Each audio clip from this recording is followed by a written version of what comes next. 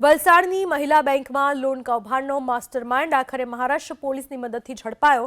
આરોપીએ બેંકના તત્કાલીન મેનેજર સાથે મળીને ગેરકાયદે રીતે લોન મંજૂર કરાવી કૌભાંડ આચર્યું હોવાનો આરોપ લાગ્યો।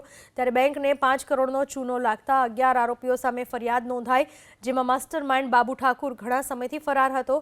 ત્યારે પોલીસને બાતમી મળી કે આરોપી મુંબઈના નાગપાડાની એક હોટેલમાં રોકાયો છે, જેને લઈને મહારાષ્ટ્ર પોલીસની સાથે મળી વલસાડ પોલીસે હોટેલમાં દરોડા પાડ્યા અને હોટેલમાંથી જ બાબુ ઠાકુરને દબોચી લીધો।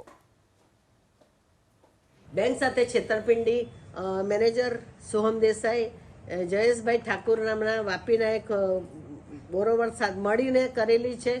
લગભગ 7, 8, 9 જેટલી ફાઇલો જે બોર્ડની સમક્ષ મૂકવામાં જ નથી આવી, બોર્ડ ઓફ ડિરેક્ટર્સને ધ્યાનમાં પણ નથી મૂકવા આવી, બોર્ડ ઓફ ડિરેક્ટર્સ એમાં સહી નથી કરી, છતાંય બધી લોનના પૈસા જે તે પાર્ટીને આપી દેવામાં આવ્યા છે। આ ગુનામાં અત્યાર સુધીમાં 2 આરોપીની ધરપકડ કરી લેવામાં આવી હતી અને આ ગુનાનો જે મુખ્ય માસ્ટર માઇન્ડ છે, જે મેનેજર સોહમ દેસાઈની સાથે જે મુખ્ય આરોપી બાબુ જયસિંહ ઠાકોર, જેના અને જેના પરિવારના સભ્યો અને જેના સગાવાલાઓ મારફતે કુલ મળીને જે 9 લોનનું ચીટિંગ કરવામાં આવ્યું હતું, જેમાંથી 6 લોન આણે અપાવેલી હતી બાબુ જયસિંહ ઠાકોર, એ આરોપીને મુંબઈથી ધરપકડ કરી લેવામાં વલસાડ સિટી પોલીસને સફળતા મળી।